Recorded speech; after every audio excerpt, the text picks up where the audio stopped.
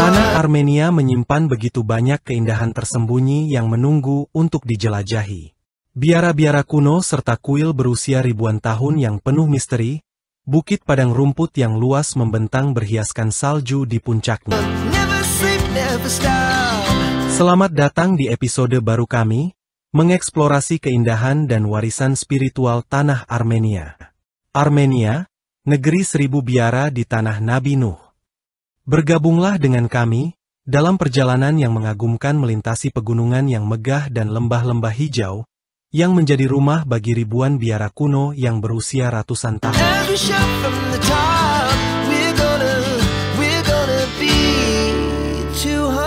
Perjalanan pertama menguak keajaiban negeri ini, dimulai dari ibu kota Armenia, yakni Yerevan.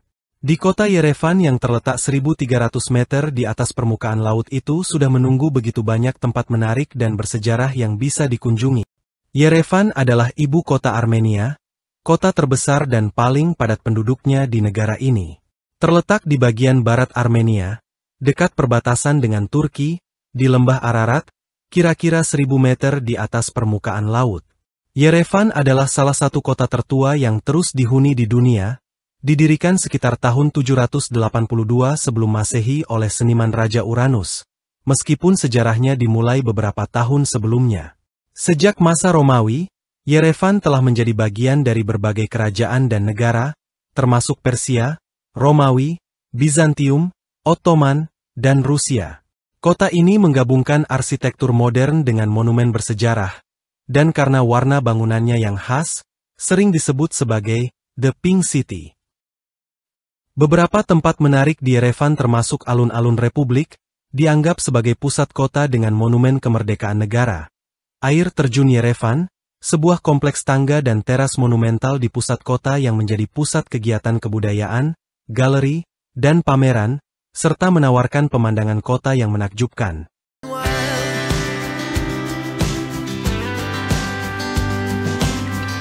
Salah satu bangunan yang unik dan menarik di Yerevan, yakni Masjid Biru, satu-satunya masjid di negara yang hampir 100% penduduknya menganut Kristen Apostolik. Pemandangan di Masjid Biru, Blue Mosque, di pusat kota Yerevan, Armenia. Masjid ini adalah satu-satunya yang tersisa dari 7 masjid yang ada sebelumnya di Armenia. Di dalam Masjid Biru, Anda akan menemukan berbagai aula yang sesekali menawarkan pameran. Kadang-kadang, pameran ini menampilkan seni dan kerajinan Iran. Di salah satu aula di Masjid Biru, seseorang dapat mengikuti kelas bahasa Farsi gratis. Ada taman di dalam pintu masuk Masjid Biru. Taman-taman ini dipenuhi dengan berbagai bunga dan pohon. Ada air mancur dan bangku dan ini adalah tempat yang sangat santai dan dingin untuk menghabiskan 1 atau 2 jam jika Anda ingin melepaskan diri dari beban sensorik di jalan-jalan Yerevan. Masjid Biru di Yerevan memiliki sejarah yang agak tidak diketahui pasti. Pembangunannya diperintahkan oleh gubernur saat itu, Hussein Ali Khan, yang mewakili pemerintahan Persia di wilayah tersebut. Hal ini terkait dengan fakta bahwa Armenia pernah berada di bawah kekuasaan berbagai penguasa Muslim yang berbeda di masa lalu. Pada sekitar tahun 1760, konstruksi Masjid Biru dimulai dan selesai sekitar tahun 1764-1768, kemudian segera diresmikan untuk umum. Pada saat itu, Yerevan merupakan sebuah kota provinsi dengan sekitar 20.000 penduduk. Beberapa dekade setelah pembangunan Masjid Biru selesai, Yerevan dan Armenia Timur jatuh di bawah kekuasaan Kekaisaran Rusia setelah Perang Rusia-Persia tahun 1826-1828. Masjid Biru menjadi salah satu peninggalan sejarah yang mengingatkan pada periode di mana Armenia memiliki hubungan dengan berbagai penguasa dan kekuatan politik yang berbeda. Meskipun sejarahnya tidak sepenuhnya jelas, keberadaan Masjid Biru di Yerevan menunjukkan keragaman budaya dan agama yang pernah ada di wilayah tersebut.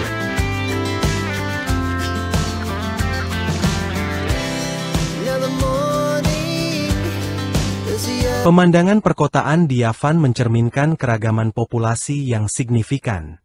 Selain warga Armenia, sejumlah besar individu, terutama mereka yang mengungsi di Armenia setelah peristiwa di Rusia dan Ukraina, menambah keragaman populasi kota.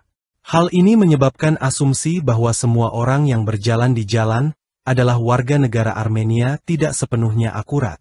Tampaknya beberapa perempuan menunjukkan penampilan Slavia yang mengisyaratkan asal-usul mereka dari Rusia, mencerminkan dampak gelombang migrasi. Laki-laki Armenia, khususnya, dipengaruhi oleh masuknya migran dari Rusia. Pertukaran budaya ini tercermin tidak hanya dalam preferensi pribadi tetapi juga dalam lanskap linguistik. Meskipun bahasa Armenia adalah bahasa ibu, bahasa Rusia dan Inggris sangat menonjol dalam percakapan sehari-hari. Dengan meneliti susunan genetik orang-orang Armenia, kita akan menemukan bahwa ciri-ciri genetiknya lebih mirip dengan wilayah Kaukasus daripada ras Slavia. Masyarakat umum di Kaukasus ditandai dengan rambut hitam dan kulit gelap, sifat yang juga dimiliki oleh orang-orang Armenia. Di negara tetangga seperti Georgia dan Azerbaijan, laki-laki biasanya memiliki rambut hitam dan berpenampilan kasar, sementara perempuan cenderung memiliki rambut hitam dan kulit kecoklatan.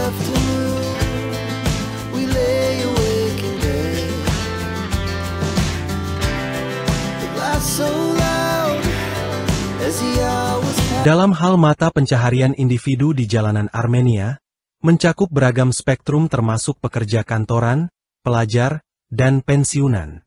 Mereka yang terlibat dalam bisnis seringkali mencari peluang di luar Armenia, dengan Rusia dan negara-negara Eropa sebagai tujuan pilihan.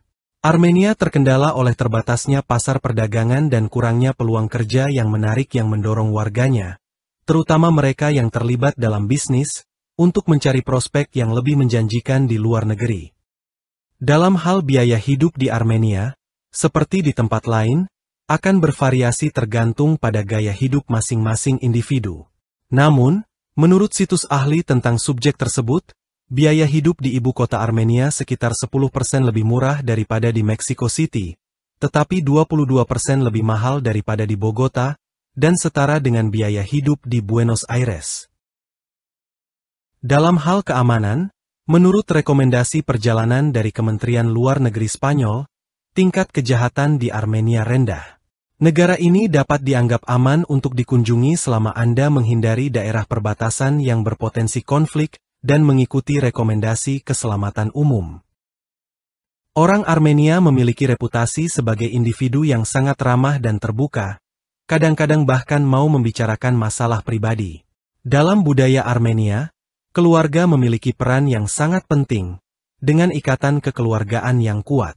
Bahkan, terkadang orang dewasa masih tinggal bersama orang tua mereka karena pentingnya nilai-nilai keluarga dalam budaya Armenia.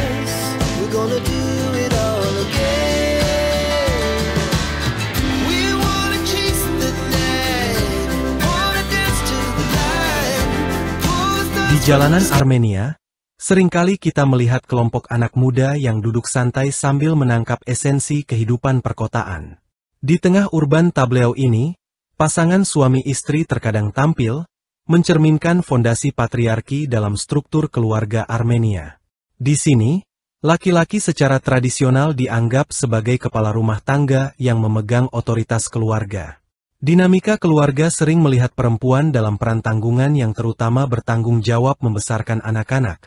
Sementara perempuan Armenia pada awalnya mungkin terlibat dalam angkatan kerja, yang cenderung menjadi fokus mereka sebelum beralih ke tanggung jawab rumah tangga setelah melahirkan.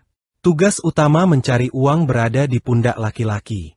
Pentingnya melahirkan anak sudah tertanam kuat dalam budaya Armenia, terutama mengingat kondisi negara tersebut dengan jumlah penduduk yang relatif kecil, yaitu sekitar 3 juta jiwa. Keharusan untuk meningkatkan jumlah penduduk demi masa depan bangsa adalah sentimen umum. Dari total penduduk sekitar 1,6 juta jiwa adalah perempuan, sementara laki-laki hanya sekitar 200.000 jiwa. Namun, tantangannya adalah keseimbangan demografis diperparah oleh fakta bahwa banyak laki-laki muda bermigrasi ke negara-negara seperti Rusia, sehingga menciptakan ketidakseimbangan demografis di negara tersebut karena dinamika keluarga dan migrasi bersinggungan dengan orang-orang Armenia. Bergulat dengan kebutuhan untuk mempertahankan dan meningkatkan populasi mereka, warga Armenia mencari jalan alternatif untuk keuntungan finansial, menyadari bahwa pasar kerja dalam negeri mungkin tidak memberikan kekayaan yang besar. Di ibu kota Yavan, aktivitas rekreasi seperti bertaruh pada kompetisi olahraga menjadi hiburan bersama, menampilkan upaya masyarakat yang lebih luas dalam mencari solusi ekonomi. Kebersihan merupakan prioritas di Yavan, meskipun lalu lintas kendaraan dengan berbagai anggaran tetap mengalir melalui kota. Namun, perilaku pejalan kaki yang santai, seperti menyeberang jalan tanpa memperhatikan lampu lalu lintas, menunjukkan kurangnya sistem hukuman yang ketat untuk pelanggaran lalu lintas. Salah satu tantangan yang umum terjadi di Yavan, terutama selama bulan-bulan musim panas, adalah udara yang gersang dan panas. Meskipun demikian, air mancur yang tersebar di kota memberikan sumber air bagi penduduk lokal dan wisatawan, sementara juga menciptakan pemandangan estetis yang indah yang sering diabadikan dalam foto-foto.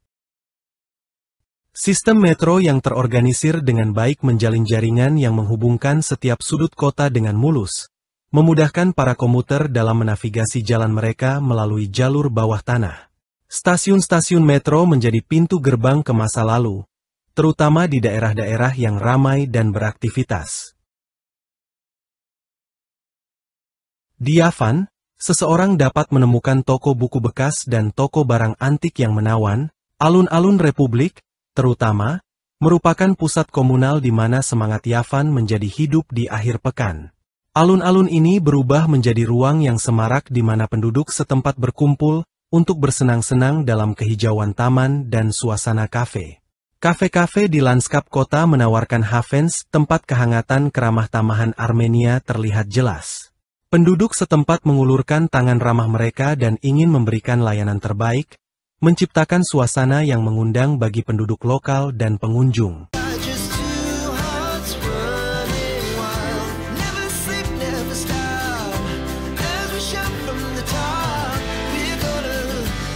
Menurut tradisi Armenia, bangsa Armenia adalah keturunan Aik, yang merupakan cicit Nuh. Mereka menganggap Gunung Ararat sebagai tanah keluarga Nuh dan gunung induk dunia, sehingga gunung terkenal ini menjadi simbol dalam perisai nasional mereka. Menurut legenda, Aik membebaskan rakyatnya dari tangan Nimrod, pemimpin Babilonia yang terkenal sebagai pembangun Menara Babel, dan diakui sebagai tiran pertama di bumi. Aik dianggap sebagai pendiri Armenia dan memberi nama pada negara baru itu. Pada abad ke-9 sebelum Masehi, wilayah yang sekarang menjadi Armenia merupakan bagian dari kerajaan Urartu yang terkenal, yang meliputi wilayah dari Anatolia Timur di Turki modern hingga wilayah yang sekarang menjadi Iran, Suriah, dan Asia Kecil. Ibu kotanya, Urartu, terletak di Erebone, yang kemudian menjadi ibu kota Yerevan di Armenia modern. Urartu akhirnya ditaklukkan oleh Asyur pada abad ke-7 sebelum Masehi.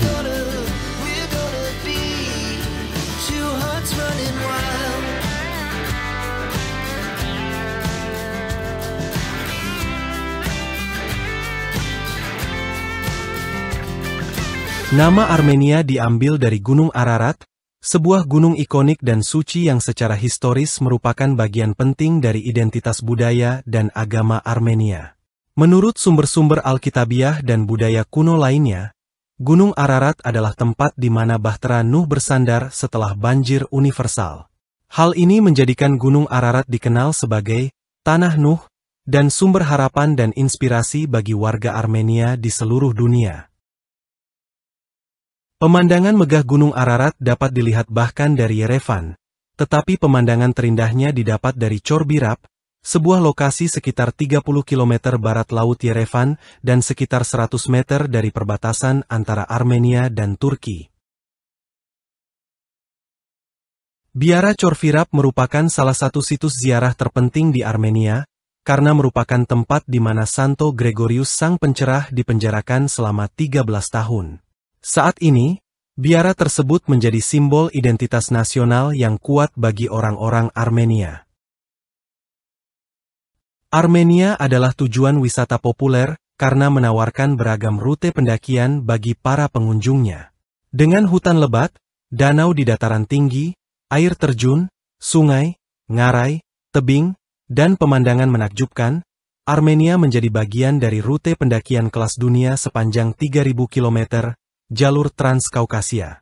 Panggung nasional Armenia di jalur Transkaukasia menawarkan medan paling spektakuler dalam perjalanan pendakian sepanjang 827 km. Rute lengkap membawa pendaki dari Devev Canyon ke Taman Nasional di Ligan, memperkaya pengalaman petualangan mereka.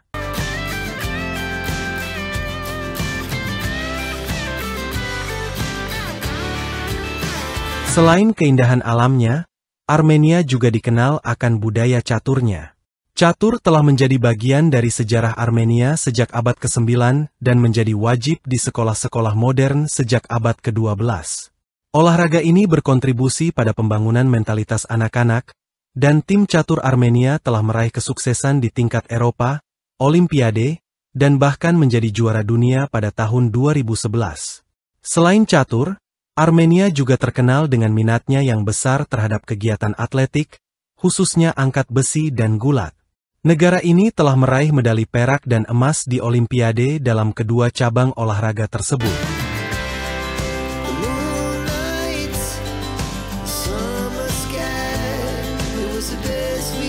Wilayah Chotaicha adalah pusat penting produk pertanian dan peternakan di Armenia, menyumbang sekitar 74% dari total wilayah pertanian. Sekitar 16% dari total produk pertanian Armenia berasal dari lahan subur di wilayah ini. Selain itu, provinsi ini juga merupakan pusat wisata utama dengan banyak atraksi sejarah dan budaya. Lembah Asat, yang membentang dari pegunungan Kaukasus ke danau, merupakan tujuan wisata populer dengan pemandangan yang indah dan desa-desa tradisional. Di Lembah Asat atas terdapat banyak biara bersejarah, termasuk biara Gegart yang menjadi situs warisan dunia. Kapel utamanya dibangun 800 tahun yang lalu, tetapi sejarah biara ini dimulai pada abad ke-4 Masehi oleh Gregory Sang Pencerah. Wilayah Chotaicha juga merupakan tempat yang sempurna untuk berlibur, menikmati alam, dan berlatih olahraga musim dingin di resor ski terbaik di negara tersebut yang terletak di Saga. Selain itu, wilayah ini merupakan rumah bagi banyak kota tradisional, termasuk kota Devin yang merupakan ibu kota Armenia pada abad ke-4, serta monumen bersejarah seperti Kuil Garni. Kuil ini dibangun pada abad pertama Masehi oleh Raja Armenia, Tergrat, dan didedikasikan untuk Dewa Mitras. Arsitektur kuil ini merupakan contoh yang mengesankan dari pengaruh arsitektur Helenistik dan Romawi di Armenia. Armenia dikenal sebagai negara pertama di dunia yang menjadikan agama Kristen sebagai agama resminya pada tahun 301 Masehi. Konversi Armenia menjadi Kristen adalah bagian mendasar dari sejarah dan budayanya. Menurut tradisi Armenia, Injil diberitakan di Armenia oleh rasul-rasul seperti Tadeus, Bartolome, Nathanael, dan Thomas. Namun, kisah yang sangat menarik adalah peran Gregory Sang Iluminator dalam menerima agama Kristen di negara tersebut.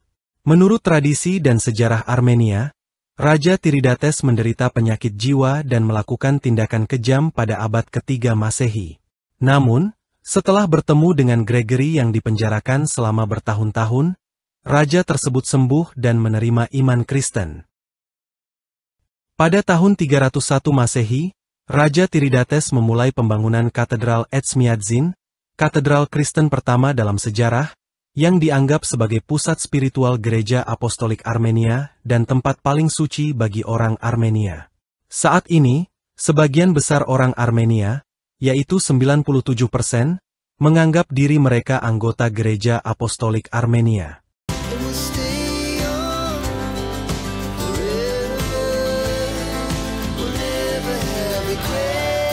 Armenia Barat memiliki wilayah Armavir, yang merupakan provinsi terkecil namun paling padat penduduknya di negara ini. Terletak di dataran subur antara Sungai Larat dan Aragat, wilayah ini terkenal dengan kebun-kebun anggurnya yang subur. Armavir juga menjadi rumah bagi beberapa kilang anggur terbaik di Armenia. Di wilayah Armavir terdapat situs-situs penting dalam sejarah Armenia.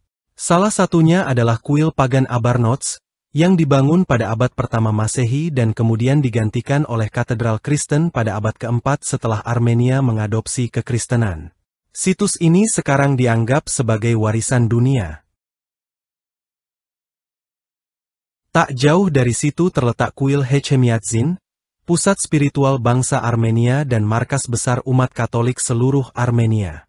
Provinsi Aragarzon, yang namanya berarti, di kaki Aragats, gunung tertinggi di Armenia, juga terletak di wilayah barat Armenia.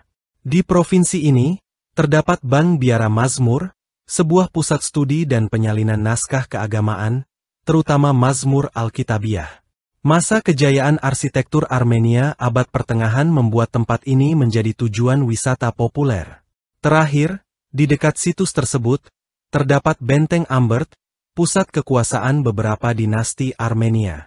Benteng ini dibangun pada abad ke-10 Masehi di lereng selatan Gunung Aragats.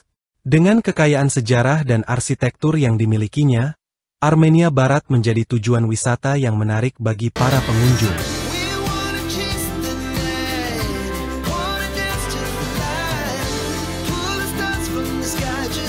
Armenia memiliki tradisi panjang dalam hal pendidikan, bahkan mencakup sejarah pembuatan buku teks aritmatika pertama di dunia pada abad ke-5 Masehi oleh seorang ilmuwan matematika dan filsuf Armenia yang terkenal bernama David Anachat, atau yang lebih dikenal sebagai yang tak terkalahkan.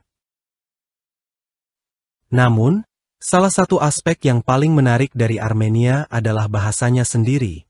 Bahasa Armenia memiliki alfabetnya sendiri yang maju. Pada abad ke-5 Masehi, seorang biarawan dan sarjana menciptakan alfabet Armenia untuk menerjemahkan Alkitab ke dalam bahasa Armenia. Sebelumnya, orang Armenia menggunakan tulisan Yunani atau Persia untuk bahasa mereka. Alfabet Armenia terdiri dari 36 huruf, dan sekarang telah berkembang menjadi memiliki 39 huruf. Mech, pencipta alfabet Albania Kaukasia, dikenal terlibat dalam pengembangan alfabet Armenia. Alfabet Armenia sangat penting dalam melestarikan bahasa dan budaya Armenia saat ini. Armenia juga memiliki sejumlah institusi pendidikan menengah dan tinggi, termasuk universitas dan perguruan tinggi teknik, yang menawarkan berbagai program studi mulai dari pendidikan dasar hingga gelar pascasarjana di berbagai bidang. Bahasa Armenia menjadi bahasa pengantar di sebagian besar lembaga pendidikan di negara tersebut, meskipun beberapa universitas mungkin menawarkan program dalam bahasa lain seperti Inggris atau Rusia. Ini mencerminkan upaya Armenia untuk mempertahankan identitas bahasa dan budaya mereka sambil terbuka terhadap pengaruh global dalam pendidikan.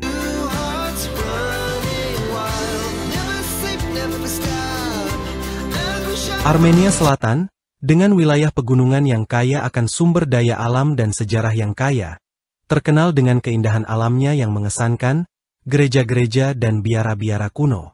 Salah satu situs terkenal di sana adalah kereta gantung jalur ganda non-stop terpanjang di dunia yang menghubungkan kota Alisor dengan biara tersembunyi Tatev. Di sekitarnya, terdapat situs arkeologi seperti Ker Ungwe, yang disebut Stonehenge Armenia, dan Ngarai Norabang, ngarai spektakuler yang terkenal dengan formasi batuannya yang mengesankan. Selain itu, Armenia terkenal dengan sejarah anggurnya yang kaya di lembah Areni, yang merupakan kawasan anggur tertua di dunia menurut tradisi Armenia sejak zaman Patriark Nuh. Tradisi ini telah diwariskan selama ribuan tahun dan menjadi bagian integral dari budaya Armenia. Seni di Armenia adalah bagian integral dari budaya, menggambarkan kekayaan sejarah dan keyakinan mendalam masyarakat Armenia terhadap tradisi kuno seperti penggunaan alas kaki. Dipercaya bahwa di Armenia lah sepatu pertama berasal, 1000 tahun sebelumnya, sebelum digunakan di Mesir kuno. Seni Armenia terkenal karena keindahannya, ornamennya yang rumit, dan makna spiritualnya yang dalam. Pada abad ke-4 M, ketika agama Kristen menjadi agama resmi Armenia, seni mengalami pengaruh besar ketika para seniman mulai menciptakan karya-karya yang menggambarkan kitab suci dan tokoh agama. Arsitektur gereja dan biara menjadi terkenal dengan keindahannya.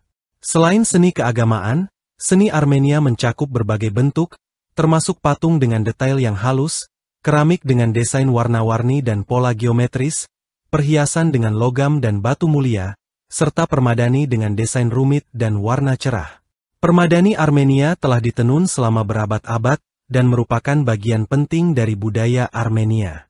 Karpet terbuat dari wol berkualitas tinggi dan ditenun dengan tenunan yang sangat rapat, menampilkan warna yang terinspirasi oleh alam, agama, dan mitologi Armenia.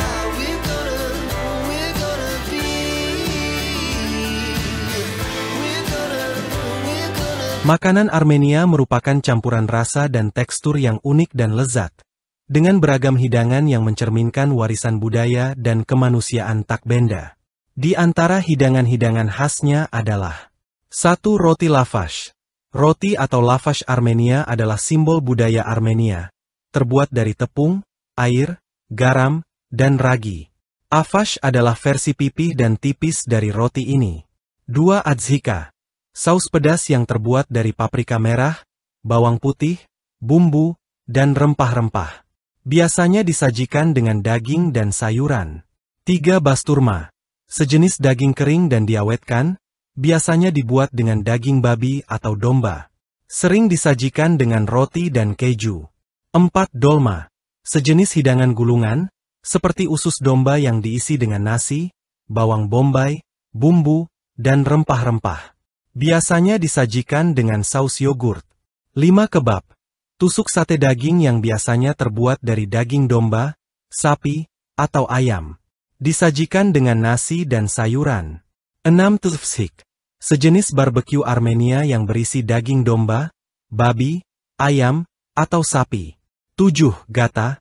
Kue kenari dan madu yang populer di Armenia, biasanya disajikan pada hari libur dan acara khusus. Dengan hidangan-hidangan yang kaya akan cita rasa dan tradisi, makanan Armenia menghadirkan pengalaman kuliner yang memikat dan memuaskan.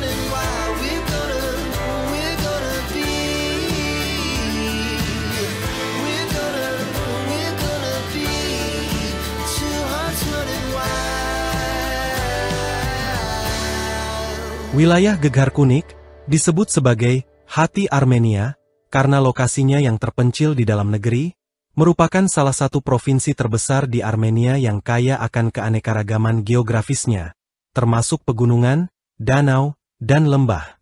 Di sini terdapat Danau Van, danau air tawar terbesar di Armenia dan salah satu danau pegunungan tinggi terbesar di dunia. Danau Sevan menjadi salah satu tujuan wisata paling populer di Armenia karena keindahan pemandangannya, nilai sejarah, dan lingkungan alaminya yang penting. Selain menjadi tempat wisata yang indah, Danau Sevan juga merupakan lokasi ideal untuk berbagai kegiatan rekreasi di pantai-pantainya yang populer. Meskipun Armenia tidak memiliki garis pantai, pantai Danau Sevan menjadi tempat terbaik di negara ini untuk berjemur dan menikmati aktivitas pantai. Selain keindahan alamnya, Danau Sevan dikelilingi oleh biara-biara yang mengesankan. Salah satu biara yang paling mengesankan adalah Sabanabank, yang didirikan pada tahun 874 oleh Putri Mariam, Putri Ashot, Raja pertama Armenia.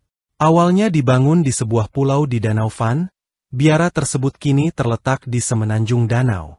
Biara ini terdiri dari 2 gereja dan menawarkan panorama indah dari danau dan pegunungan di sekitarnya.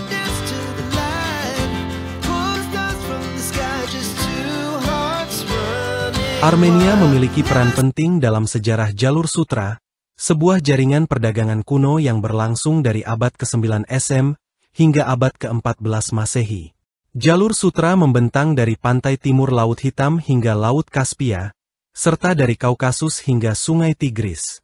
Armenia berada di pusat perhatian dalam jaringan perdagangan ini dan memiliki hubungan erat dengan sebagian besar negara tetangganya, termasuk Turki, Azerbaijan, Iran, dan Georgia. Sebagai pusat perdagangan dan kebudayaan yang penting, Armenia memainkan peran kunci dalam pengembangan Jalur Sutra. Posisi geografisnya yang strategis di kawasan antara Asia Barat dan Eropa Timur memungkinkan Armenia untuk menjadi bagian dari perdagangan internasional dan pertukaran budaya yang berlangsung selama berabad-abad.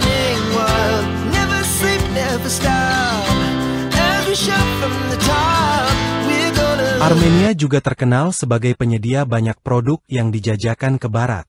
Salah satu contohnya adalah aprikot, yang merupakan simbol nasional Armenia. Sejarah buah persik ini dimulai pada abad keempat sebelum Masehi, ketika Alexander Agung membawa buah ini dari Armenia ke Yunani, dan kemudian menyebar luas ke Roma. Peninggalan arkeologi yang besar juga menjadi saksi akan kekayaan dan perkembangan Armenia. Contohnya dapat ditemukan di kota-kota seperti Ani, ibu kota kuno Armenia. Ani adalah sebuah kota dengan sejarah yang panjang yang berasal dari abad ke-9 sebelum Masehi, didirikan oleh orang Armenia dan menjadi salah satu situs bersejarah yang penting. Itulah akhir dari perjalanan kita di negeri seribu biara di tanah Nabi Nuh. Terima kasih telah menonton. Jangan lupa untuk berlangganan channel kami dan aktifkan lonceng notifikasi, agar tidak ketinggalan konten-konten menarik lainnya. Sampai jumpa dan selamat tinggal. Two hearts running wild.